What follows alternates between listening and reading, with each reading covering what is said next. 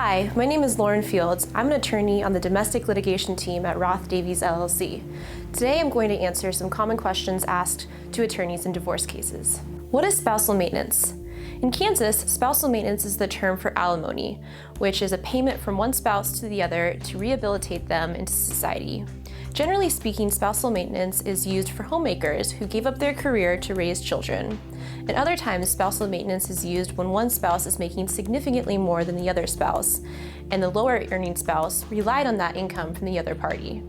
Spousal maintenance may or may not be awarded in your case, depending on the facts. Generally speaking, the court will look at the ability to pay by the payor and the need of the other party.